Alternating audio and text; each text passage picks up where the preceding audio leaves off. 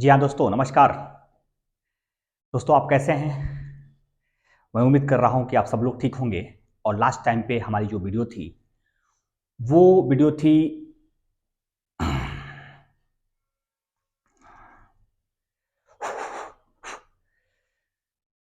दोस्तों नमस्कार।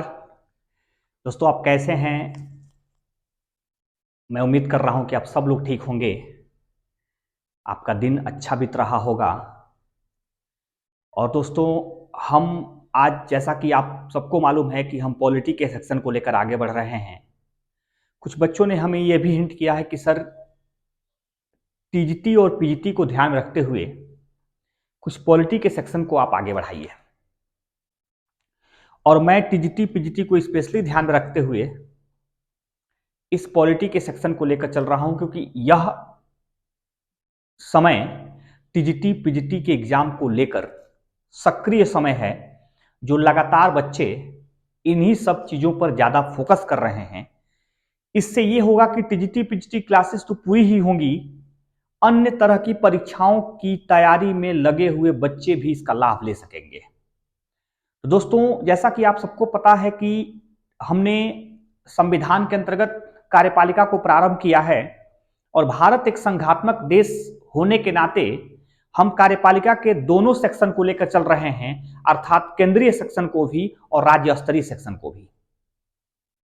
दोस्तों, इसीलिए हमने अपने क्लास की शुरुआत में भी आपको बताया था कि जहां एक तरफ कार्यपालिका के प्रमुख के तौर पर केंद्रीय इकाई के रूप में राष्ट्रपति होंगे, तो दूसरे तरफ कार्यपालिका के प्रमुख के तौर पर राज्य इकाई के तौर पर राज्यपाल होंगे। दोस्तों, हम लोग राष्ट्रपति और राज्यपाल को पढ़ते हुए लास्ट टाइम पे राष्ट्रपति के चुनाव प्रणाली और उसकी प्रक्रिया कैसे प्रारंभ होती है, यह हम लोगों ने पढ़ रखा था। आज इसके लिए जो महत्वपूर्ण तौर पर क्लास स्टार्ट हो रही है, उसमें सामान्य तौर पर राष्ट्रपति की योग्यता होगी, राष्ट्रपति का कार्यकाल होगा, राष्ट्रपति का वेतन होगा, राष्ट्रपति की पदमुक्ति होगी। इन सभी विषयों पर आधारित आज की क्लास होगी। तो कितना इंपॉर्टेंट है, आप इस बात से समझ सकते हैं कि सामान्य तौर पर लोगों के मन में एक कौतूहल बना रहता है कि हमारे देश के राष्ट्रपति या राज्यपालों के वेतन कितने होते हैं, उनकी योग्यता क्या होती है, उनके कार्यकाल कैसे होते हैं, उनकी पदमुक्ति यानी उन्हें पद से हटाया कैसे जा सकता है। इन्हीं बातों को लेकर हमारे स्टूडेंटों के बीच में लगातार कौतूहल बना रहता है। उसी के समाधान के लिए आज की स्पेशली क्लास हमारी रखी गई है, जो इन सभी प्रकार की समस्याओं को सुलझाएगा। दोस्तों, हमारी पहली हेडिंग होगी आज की योग्यता।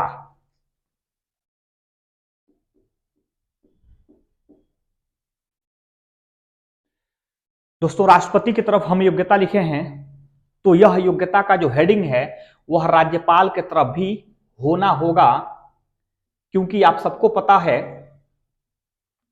कि भारत में योग्यता के तौर पर राष्ट्रपति की बहुत नॉमिनल योग्यता है और राज्यपाल साहब के लिए बहुत नॉमिनल योग्यता है। लेकिन वो क्या योग्यता है, इस पर जब फोकस करेंगे तो दोस्तों, पहला योग्यता यह है, पहला,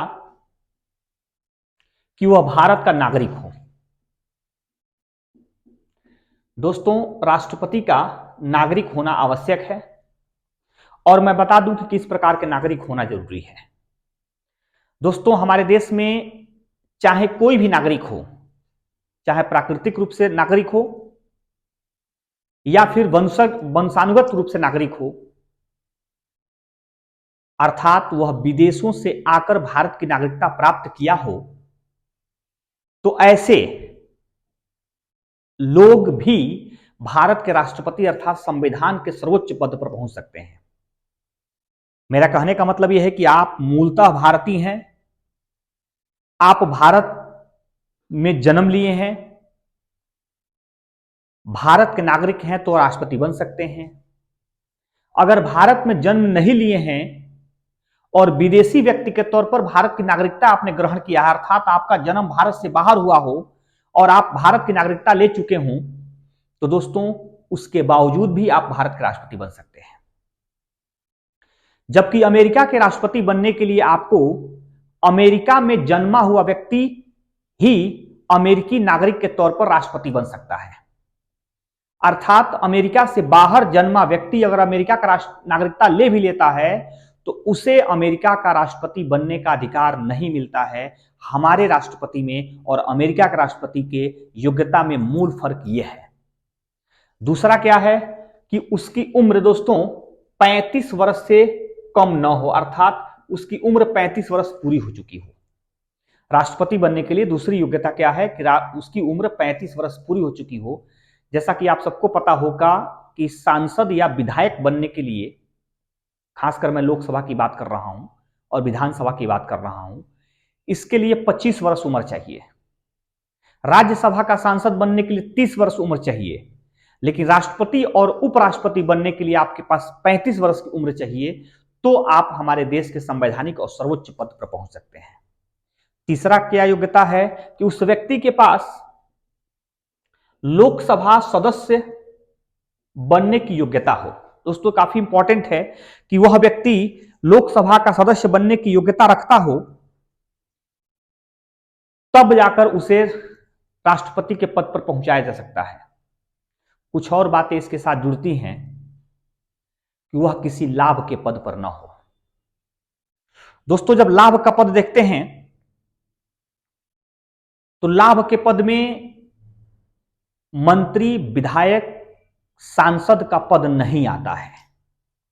अर्थात दोस्तों अगर इस पद पे रह भी रहा हो तो भी भारत के राष्ट्रपति का चुनाव लड़कर राष्ट्रपति बन सकता है, लेकिन अन्य किसी प्रकार के लाभ के पद पर रहते हुए वह चुनाव नहीं लड़ सकता है।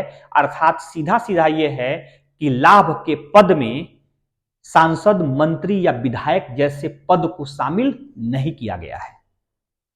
और दोस्तों एक बात और इसमें होती है कि किसी तरह से वह व्यक्ति सजा याफ्ता न रहा हो, अर्थात किसी प्रकार से उस व्यक्ति को 2 वर्ष से ऊपर की सजा न हुई हो, तो ऐसे व्यक्ति जिनके पास सिर्फ नागरिकता हो, 35 वर्ष की उम्र हो और लोकसभा सदस्यता ग्रहण करने की योग्यता हो, तो ऐसे व्यक्ति को राष्ट्रपति का पद प्राप्त हो सकता है। अर्थात ऐसी योग्यता के द्वारा कोई व्यक्ति भारत का राष्ट्रपति बन सकता है।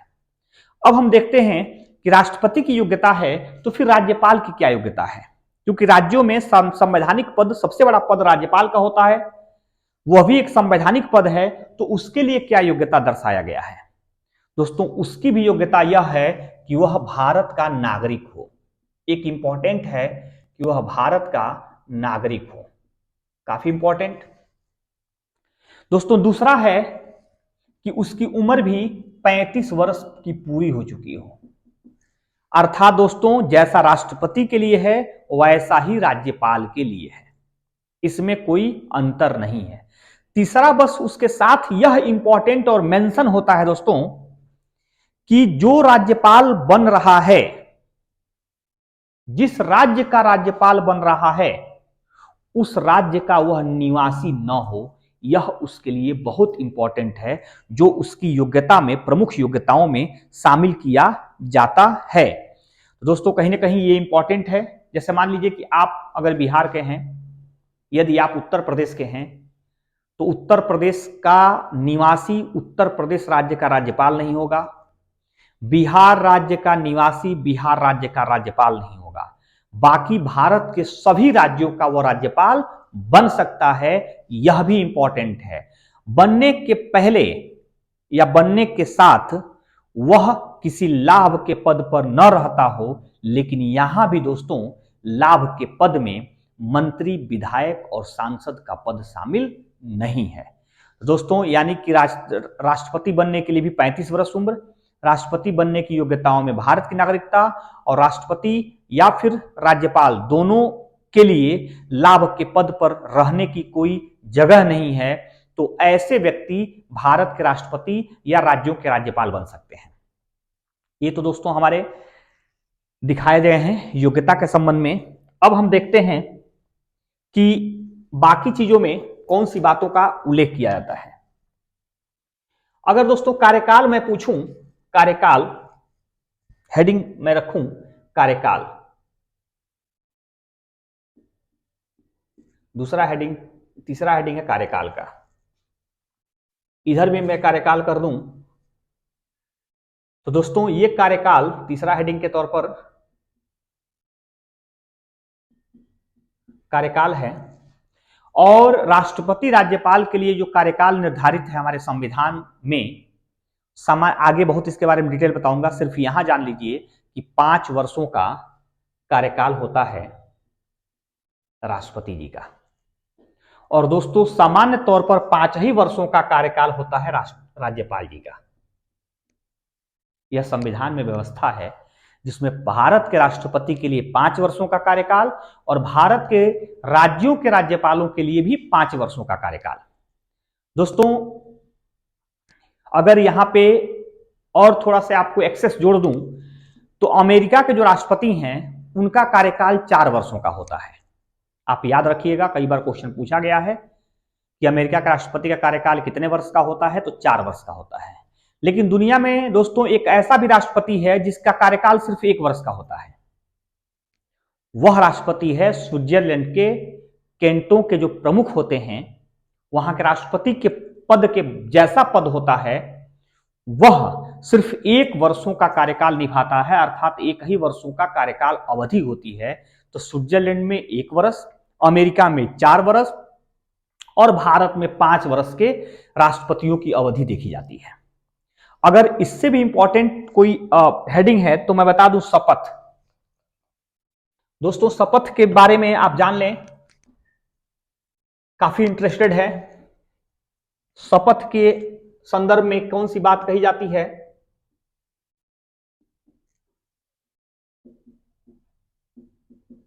दोस्तों शपथ जो राष्ट्रपति की होती है और राज्यपाल की होती है वो भी काफी इंटरेस्टेड है और नॉलेजेबल है। तो सामान्य किताबों में तो एक जनरल वे में एक लाइन में लिख देता है कि राष्ट्रपति के शपथ को सुप्रीम कोर्ट के मुख्य न्यायाधीश द्वारा कराया जाता है। लेकिन मैं बताऊंगा आपको कि राष्ट्रपति की शपथ कैसे होती है और राष्ट्रपति शपथ ग्रहण किस बात का लेता है। तो दोस्तों पहले तो आप ये जान लें कि राष्ट्रपति का शपथ जो है वो सुप्रीम कोर्ट का मुख्य न्यायाधीश कराता है। न्यायाधीश सुप्रीम कोर्ट यानी भारत के सर्वोच्च न्यायालय का मुख्य न्यायाधीश राष्ट्रपति को शपथ दिलाता है। अगर वह न रहे, किसी कारणवश पद खाली हो जाए या वो उपलब्ध न हो, तो ऐसी स्थिति में सुप्रीम कोर्ट के जो वरिष्ठ न्यायाधीश होगा वह भारत के राष्ट्रपति का शपथ कराएगा। दोस्तों इसमें बता दूं कि राष्ट्रपति जी शपथ लेते समय संविधान और विधि दोनों का शपथ ग्रहण करते हैं। दोस्तों राष्ट्रपति जी कहते हैं अपने शपथ ग्रहण में कि हम संविधान और विधि का परिरक्षण, संरक्षण और प्रतिरक्षण, यह तीनों को बनाए रखेंगे। दोस्तों दो शपथ लेते हैं, एक संविधान की शपथ लेते हैं, एक विधि का शपथ लेते हैं। इन दोनों शपथ में संविधान के उन बातों का उल्लेख है जो राष्ट्रपति के शपथ के लिए लिखी गई है। उसमें यह कहा जाता है कि राष्ट्रपति शपथ ग्रहण में संविधान और विधि की परिरक्षण, संरक्षण और प्रतिरक्षण, इन तीनों बातों की शपथ लेंगे, अर्थात न संविधान में कोई खराबी आने देंगे, न संविधान में कोई ऐसा बदलाव करने देंगे जो संविधान की ढांचा को प्रभावित करता हो, और संविधान जैसा है वैसा मूल भाव में उसको बने रहने देंगे। यह भी संविधान के शपथ के दौरान, मतलब राष्ट्रपति अपने शपथ के दौरान संविधान और संविधि के शपथ को लेते समय दोहराते हैं। तो यह तो शपथ ग्रहण राष्ट्रपति जी का है। अब हम देखते हैं कि राज्यपाल जी का शपथ क्या है। तो दोस्तों राज्यपाल शपथ लेते समय कौन इसको शपथ दिलाता है, तो मैं आपको बता दूं कि राज्यपाल को शपथ जिस राज्य के राज्यपाल के रूप में वह शपथ लेने जा रहा है उस राज्य के हाईकोर्ट के मुख्य न्यायाधीश राज्यपाल को शपथ दिलाते हैं, अर्थात राज्यपाल को शपथ जो दिलाते हैं वो हाई कोर्ट के मुख्य न्यायाधीश होंगे।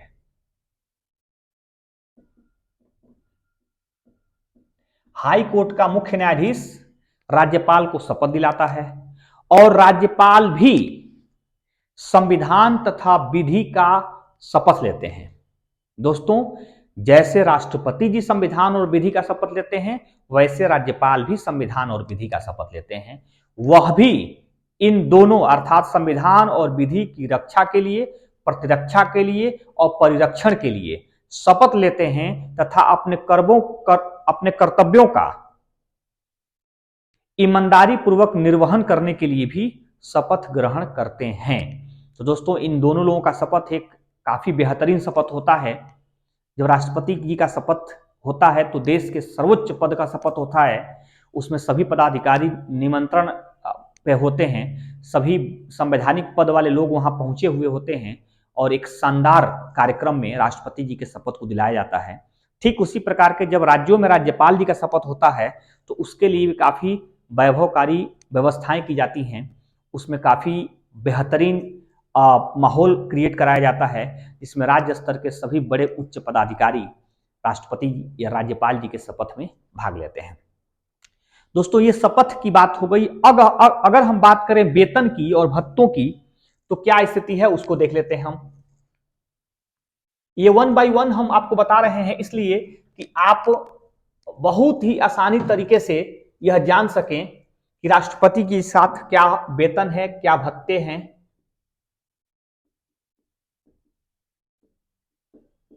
ये वेतन भत्ते का हेडिंग आपने देखा है, इधर भी मैं वेतन एवं भत्तों का हेडिंग डाल दूं। दोस्तों, ये वेतन और भत्ते राष्ट्रपति और राज्यपाल के लिए क्या है, एक काफी कौतूहल का विषय है और जानने योग्य बातें हैं कि राष्ट्रपति जी और राज्यपाल जी ये दोनों वेतन कैसे प्राप्त करते हैं और कहां से प्राप्त करते हैं। तो दोस्तों, राष्ट्रपति की जो वेतन है, सैलरी जो है, वह 59(1) में उल्लेखित है, जिसमें यह बताया जाता है कि राष्ट्रपति जो भारत के राष्ट्रपति हैं वह वेतन के तौर पर प्रति माह 5 लाख रुपया प्राप्त करते हैं। दोस्तों, याद रखेंगे कि राष्ट्रपति को वेतन 5 लाख रुपया प्राप्त होता है और राष्ट्रपति के वेतन को बढ़ाने का काम या निर्धारित करने का काम संसद करती है। हालांकि एक व्यवस्था के आधार पर अब कुछ दिनों के लिए फिक्स कर दिया गया है, लेकिन सामान्य तौर पर कोई भी परिवर्तन अगर राष्ट्रपति के वेतन में करनी हो तो वह संसद के द्वारा ही किया जा सकता है। इस तरह से वर्तमान में राष्ट्रपति जी 5 लाख रुपया प्रति माह वेतन प्राप्त करते हैं और वह वेतन भारत के संचित निधि से प्राप्त करते हैं। दोस्तों, इसी प्रकार से राष्ट्रपति जब रिटायर होता है तो राष्ट्रपति जी पेंशन भी प्राप्त करते हैं और आजीवन पेंशन प्राप्त करते हैं। सामान्य तौर पर उनकी पेंशन आधी होती है, अर्थात 2.5 लाख रुपया वह प्रति माह पेंशन प्राप्त करते हैं। उनको दिल्ली में मकान मिलती है, आलीशान महल मिलती है, पूरा चारदीवारी बंद एक बेहतरीन जो है कि मकान उनको दी जाती है और घर दिया जाता है जिसको कह सकते हैं, और उनकी सिक्योरिटी भी ऊंची सिक्योरिटी होती है और हर प्रकार के खर्चों को, जो राष्ट्रपति जी खर्च हैं, वो पूरी खर्चें भारत सरकार द्वारा उठाई जाती है। दोस्तों, एक बार की घटना मैं बता दे रहा हूं कि डॉक्टर APJ अब्दुल कलाम जी रिटायर हो रहे थे अपने पद से 2007 में, और उन्होंने कहा था कि अपने PO से कि भाई देखो, ऐसा है कि हमारे लिए 2 कमरे की मकान सिर्फ ऑर्डर करना, ताकि एक कमरे में हम नीचे रह सकते हैं और दूसरे कमरे में हम अपनी स्टडी कर सकते हैं, अध्ययन कार्य को कर सकते हैं। और जो ध्यान रखना कि जो हमारी सैलरी आएगी, ऐसे मैनेजमेंट करना कि उतनी ही पेंशन में, रिटायर के बाद जो पेंशन आएगी उतनी ही पेंशन में हमारा, तुम्हारा और सारे सिस्टम का खर्च निर्वहित हो सके, इतना लिमिट व्यवस्था तुम रखना। उनका PA ने उस समय बताया कि महामहिम जी, आप रिटायर होंगे और रिटायर होने के बाद भी सभी प्रकार के खर्चों को भारत सरकार द्वारा उठाए जाएंगे। आपके रिटायर होने के बावजूद भी हर प्रकार के खर्चे भारत सरकार द्वारा निर्वहित किए जाएंगे, अर्थात आपके जेब से कोई खर्च नहीं होगा। यह बात एपीजे अब्दुल कलाम को अपने रिटायरी के समय प्राप्त जानकारी हुई थी। आप इसका अनुमान लगा सकते हैं कि एपीजे अब्दुल कलाम अपने जीवन के बजाय देश हित में कितना समर्पित थे कि उनको यह तक समय नहीं मिला कि हम रिटायर होंगे तो कितना पेंशन पाएंगे और उसी पेंशन में जिएंगे या किसी प्रकार का और सरकार का सहयोग होगा मुझे, इसके बारे में उन्हें कुछ भी जानकारी नहीं थी। तब उन्होंने निर्णय लिया कि अच्छा ऐसी बात है तो ऐसा करो, मेरा पूरा पेंशन अनाथालय में भेज दो, मैं एक भी रुपया पेंशन नहीं लूंगा, क्योंकि जब सारी खर्च हमारी भारत सरकार द्वारा निर्वहित किए जाएंगे, सारे खर्चे भारत सरकार द्वारा उठाए जाएंगे, तो किस बात का मैं पैसा लूं। इसलिए अपने सारा पैसा वो बाल्या जो है कि आश्रम में, अर्थात कह सकते हैं कि अनाथालय वाले आश्रम में उन्होंने दान दे दिया था। दोस्तों ये बहुत बड़ी बात है। हालांकि उस समय सैलरी कम हुआ करती थी, उस समय मात्र राष्ट्रपति जी की सैलरी ही 1.5 लाख रुपया हुआ करती थी। तो ऐसी परिवेश में उनको 75,000 रुपया महीना पेंशन मिलना चाहिए, लेकिन उन्होंने 1 रुपया तक लेने के बजाय उन्होंने दान देना पसंद किया था। वो इसलिए क्योंकि वो जीवन के क्षण क्षण को देश के कण कण के लिए समर्पित करना चाहते थे। दोस्तों इस प्रकार से हम देख पा रहे हैं कि यह राष्ट्रपति का वेतन हुआ। अब हम राज्यपाल की वेतन देखें तो राज्यपाल के वेतन में भी काफी इजाफा किया गया है, लेकिन राज्यपाल का वेतन राष्ट्रपति के वेतन से कुछ अलग है। राज्यपाल के वेतन को पहले जान लें कि प्रत्येक राज्यों के राज्यपाल को 3.5 लाख रुपया, यहां दोस्तों यहां जहां 5 लाख रुपया है वहीं यहां पे 3.5 लाख रुपीस राज्यपाल को प्रति माह वेतन दिया जाता है। और जब तक कोई व्यक्ति राज्यपाल के पद पर रहता है, जिस राज्य में राज्यपाल के पद पर रहता है, वह वेतन भी उसी राज्य के संचित निधि से प्राप्त करता है। आप इसको ध्यान में रखिएगा। मैं जो कहना चाह रहा हूं कि जब राज्यपाल अपने पद पर रहता है, जिस राज्य का राज्यपाल बनकर रहता है, उस राज्य की जिम्मेदारी है कि संचित निधि से वेतन राज्यपाल को प्रदान करे। लेकिन दोस्तों जब वो राज्यपाल रिटायर हो जाता है, जब उसको पेंशन मिलने लगती है, तो दोस्तों पेंशन वह भारत सरकार के संचित निधि से प्राप्त करता है। काफी इंटरेस्टेड है, आप ध्यानपूर्वक सुन रहे होंगे जो मैं कहना चाह रहा हूं, जो बताना चाह रहा हूं कि राज्यपाल को वेतन राज्य के संचित निधि से मिलता है। जिस राज्य के राज्यपाल के रूप में वो काम करता है, उस राज्य से वो वेतन प्राप्त करता है। लेकिन जैसे ही वो व्यक्ति रिटायर होता है दोस्तों, उसका पेंशन भारत सरकार की संचित निधि से दी जाती है। यह भी इंपॉर्टेंट है। तो इस बात को लेकर भी आपको निश्चिंत रहना होगा कि वेतन मिलता है राज्य संचित निधि से और पेंशन मिलता है केंद्रीय संचित निधि से।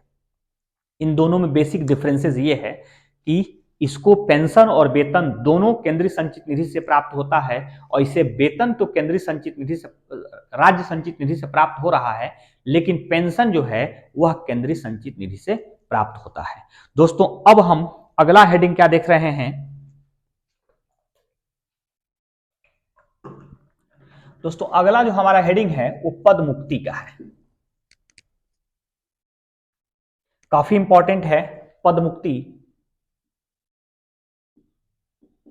रिटायर जिसको कहते हैं, और दोनों की रिटायरी भी अपने आप में इंटरेस्टेड है, जानने योग्य है कि कैसे ये लोग अपने पद को छोड़ते हैं, पद से मुक्त होते हैं। दोस्तों पहले राष्ट्रपति की बात हम करें, क्योंकि आप सबको पता है कि भारत के संविधान में हर पद को प्राप्त करने और छोड़ने के आधार पर ही बनाया गया है। क्योंकि एक बात आप जान लीजिए, यह प्रजातंत्र है, यह लोकतंत्र है। इसमें वंशानुगत व्यवस्था नहीं चलनी चाहिए, और न चलती है, न संविधान इजाजत देता है। न परिवारवाद का वंश चलेगा, न व्यक्ति का वंश चलेगा। हाँ, अपनी योग्यता के आधार पर आप पद को प्राप्त कर सकते हैं, आपका वंशज भी उस पद को प्राप्त कर सकता है, लेकिन एक तय विधि के अनुसार ही आप प्राप्त कर सकते हैं, वंशानुगत विधि के अनुसार आप प्राप्त नहीं कर सकते हैं। ठीक उसी प्रकार से हमारे देश का चाहे कोई भी राष्ट्रपति हो जाए, उसको एक दिन रिटायर होना है, एक दिन पद को छोड़ना है। तो जैसा कि पहले ही मैंने बता दिया कि भारत के राष्ट्रपति का पद 5 साल के लिए होता है। तो अर्थात पदमुक्ति में पहला यह है कि कार्यकाल पूरा होने पर। दोस्तों, एक बात यह है कि कार्यकाल जब पूरा हो जाए तब अपने पद से हट जाता है राष्ट्रपति, पहले तो यह है। दूसरा क्या कहता है दोस्तों कि यदि सर्वोच्च न्यायालय द्वारा उसके निर्वाचन क्षेत्र निर्वाचन में हुए धांधली के कारण अगर उसके निर्वाचन को रद्द कर देता है सुप्रीम कोर्ट, तो राष्ट्रपति का पद यहां से समाप्त हो जाता है। जैसे एग्जांपल के तौर पर मैं बता दूं कि राष्ट्रपति चुनाव लड़े और उनके चुनाव में किसी प्रकार की धांधली हो गई। धांधली की बात 1 वर्ष बाद पता चली। अब जरा नोट कर लीजिएगा, बहुत इंपॉर्टेंट बात बता रहे हैं। राष्ट्रपति जी का चुनाव हुआ, राष्ट्रपति का शपथ ग्रहण हुआ, राष्ट्रपति काम करना शुरू कर दिए, लेकिन किसी सज्जन ने सुप्रीम कोर्ट में याचिका दायर किया और यह इस बात के लिए याचिका दायर किया कि राष्ट्रपति के चुनाव में धांधली हुआ है, चुनाव में अनियमितता देखी गई है, अतः राष्ट्रपति के चुनाव को अपदस्थ किया जाए, समाप्त किया जाए। तो सुप्रीम कोर्ट में अगर मुकदमा हुआ, कार्यवाही सुनवाई हुई, उसके बाद फैसला यह आया कि वाकई में राष्ट्रपति के चुनाव में धांधली हुई है, तो राष्ट्रपति के चुनाव को रद्द करते ही राष्ट्रपति का पद समाप्त हो जाएगा। कितने वर्ष बाद समाप्त हो रहा है? याद करिए दोस्तों, 1 वर्ष बाद समाप्त हो रहा है। लेकिन अब इसमें राष्ट्रपति तो अपने पद से हट गए, लेकिन 1 वर्षों में राष्ट्रपति जितना भी कार्य किए वह सभी कार्य वैध माने जाते हैं, अर्थात सही माने जाते हैं। मींस राष्ट्रपति का पद अवैध हो गया और राष्ट्रपति का कार्य वैध रहा। मतलब कि राष्ट्रपति जो भी कार्य कर चुके हैं वह अवैध नहीं होगा, उससे समाप्त नहीं किया जाएगा, उस पर रोक नहीं लगाई जाएगी, सिर्फ राष्ट्रपति के पद को अवैध कर दिया जाएगा। एक तो प्रक्रिया यह है कि राष्ट्रपति जी के चुनाव में किसी प्रकार की धांधली होती है और सुप्रीम कोर्ट द्वारा उस धांधली को स्वीकार करते हुए चुनाव को रद्द करने की घोषणा की जाती है, तो राष्ट्रपति का पद अवैध हो जाएगा, लेकिन राष्ट्रपति द्वारा किए गए 1 वर्षीय जो पिछला काम था वह वैध रहेगा, वह अवैध नहीं रहेगा। दोस्तों, एक और मेथड यह है, ये दूसरा मेथड था। तीसरा मेथड यह है इसमें पदमुक्ति के लिए कि राष्ट्रपति उपराष्ट्रपति को संबोधित करते हुए अपना त्यागपत्र दे सकते हैं। बेहद इंपॉर्टेंट है कि राष्ट्रपति जी उपराष्ट्रपति को संबोधित करते हुए अपना त्यागपत्र दे सकते हैं। मतलब राष्ट्रपति जी त्यागपत्र देंगे किसको? उपराष्ट्रपति को देंगे। आपको याद रखना होगा, ध्यान रखना होगा। यहां पे एक और बात रिपीट कर दूं कि राष्ट्रपति को शपथ दिलाता है सुप्रीम कोर्ट का मुख्य न्यायाधीश, लेकिन राष्ट्रपति जी जब त्यागपत्र देने जाते हैं तो उपराष्ट्रपति के पास पहुंचते हैं, उपराष्ट्रपति को संबोधित करके देते हैं। तो राष्ट्रपति त्यागपत्र देता है उपराष्ट्रपति को और उपराष्ट्रपति त्यागपत्र देता है राष्ट्रपति को।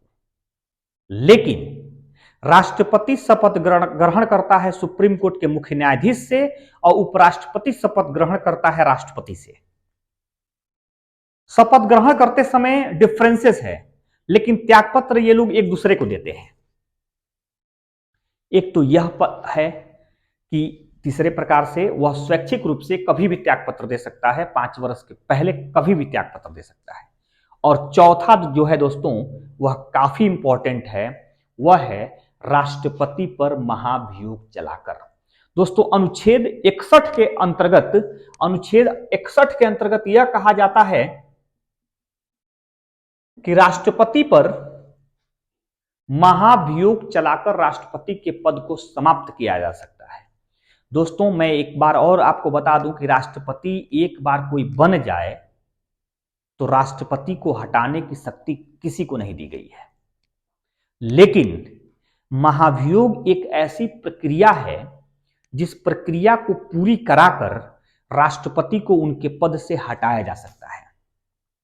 दोस्तों, यहां राष्ट्रपति हटेंगे तो राष्ट्रपति कुछ कारणों से हटेंगे। ऐसा नहीं कि राष्ट्रपति को सामान्य तौर पर हटा सकते हैं और एक बहुत लंबी प्रक्रिया को निभाते हुए राष्ट्रपति को उनके पद से हटाया जा सकता है। मैं बता दूं कि ये लास्ट टाइम पे मैं आपको महाभियोग कैसे प्रारंभ होती है, किस सदन में पहली बार जाती है, कितने सदस्यों की अनुमति आवश्यक है, दूसरा सदन कैसे इसको पारित करेगा और कब जाकर राष्ट्रपति पद छोड़ेंगे, इस बात का उल्लेख भी मैं आगे करूंगा। लेकिन उससे पहले कि आप राज्यपाल के पदमुक्ति को देख लें। दोस्तों, राज्यपाल की पदमुक्ति क्या कहता है?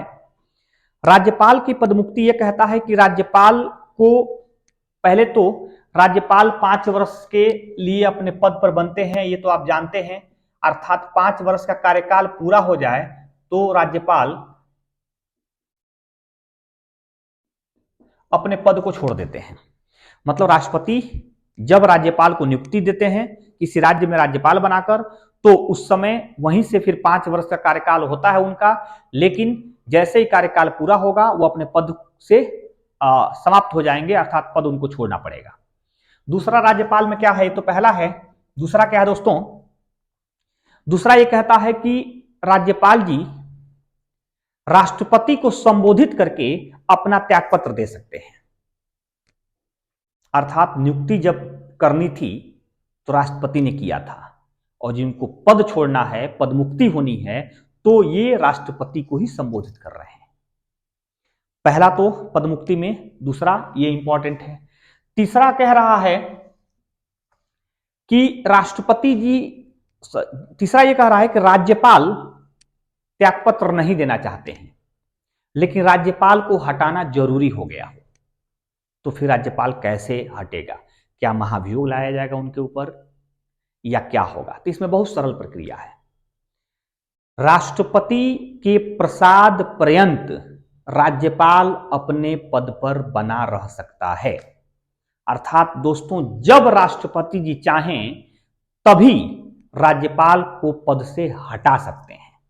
ये इंपॉर्टेंट बात है कि राज्यपाल को जब भी राष्ट्रपति जी चाहेंगे उसके पद से उनको अपना पद छोड़ना पड़ेगा। अगर दोस्तों राज्यपाल पद छोड़ देता है किसी राज्य का, तो फिर उस राज्य के संवैधानिक पद को कौन संभालता है? यह आपके सामने प्रश्न हो सकता है, तो मैं बता रहा हूं कौन संभालता है। अगर राज्यपाल अपने पद से त्यागपत्र देते हैं, राज्यपाल को हटा दिया जाता है, तो राज्यपाल के जगह पर राष्ट्रपति जी किसी दूसरे राज्य के राज्यपाल को अतिरिक्त जिम्मेदारी दे देते हैं।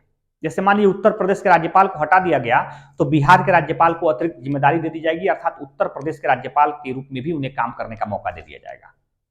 या मध्य प्रदेश के राज्यपाल को ऐसा मौका दिया जा सकता है, या उत्तराखंड के राज्यपाल को ऐसा मौका दिया जा सकता है, या राष्ट्रपति जी चाहे तो किसी भी राज्यपाल को ऐसा मौका दे सकते हैं। अगर ऐसी स्थिति नहीं बनती है, अर्थात किसी राज्यपाल को मौका नहीं दे पाते हैं राष्ट्रपति जी, तो फिर राष्ट्रपति उसी राज्य के उच्च न्यायालय के मुख्य न्यायाधीश को भी राज्यपाल रहने का मौका दे सकते हैं। ये कंप्लीटली राज्यपाल द्वारा किया जा सकता है, ये कंप्लीटली राष्ट्रपति द्वारा किया जा सकता है कि राज्यपाल के रूप में हाई कोर्ट के, उसी राज्य के हाई कोर्ट के मुख्य न्यायाधीश को भी राज्यपाल के रूप में काम करने का मौका दे दिया जाएगा। अब देखेंगे कि राष्ट्रपति अगर पद छोड़ दे या त्यागपत्र दे दे तो फिर कौन संभालेगा? ये बात हो सकती है। तो दोस्तों, राष्ट्रपति के पद त्याग देते ही या राष्ट्रपति को पद से हटते ही उपराष्ट्रपति राष्ट्रपति के रूप में कार्य करने लगते हैं। दोस्तों, यहां इंपॉर्टेंट एक बात ध्यान रखिए कि जब राष्ट्रपति के रूप में उपराष्ट्रपति काम करते हैं तो उपराष्ट्रपति के रूप में काम नहीं करते हैं। अर्थात उपराष्ट्रपति का जो एक काम है कि वो राज्यसभा के सभापतित्व के रूप में काम करना, वह काम उपराष्ट्रपति नहीं करते हैं उस दौरान जब तक वह राष्ट्रपति के पद को संभाल रहे होते हैं। अर्थात दोस्तों, यहां दोनों में एक सेम बात यह है कि जब कोई व्यक्ति अर्थात उपराष्ट्रपति राष्ट्रपति के रूप में काम करते हैं तो पूरा वेतन भत्ता वो राष्ट्रपति वाला प्राप्त करते हैं। तब उपराष्ट्रपति वाला वेतन भत्ता नहीं, राष्ट्रपति वाला वेतन भत्ता प्राप्त करते हैं। और जब राज्यपाल के रूप में उच्च न्यायालय का मुख्य न्यायाधीश काम करता है तो उसे भी मुख्य न्यायाधीश के रूप में वेतन भत्ता नहीं मिलता है, उसे राज्यपाल के रूप में वेतन भत्ता मिलता है, अर्थात राज्यपाल वाला वेतन भत्ता उसे प्राप्त होता है। एक बात यहां इंपॉर्टेंट है और जान लीजिए आप लोग कि अगर राष्ट्रपति जी नहीं रहे तो उनके कार्य को उपराष्ट्रपति करते हैं, लेकिन उसी दौरान अगर उपराष्ट्रपति भी अनुपस्थित हों तो फिर सर्वोच्च न्यायालय के मुख्य न्यायाधीश राष्ट्रपति के रूप में काम करने के लिए एलिजिबल होते हैं।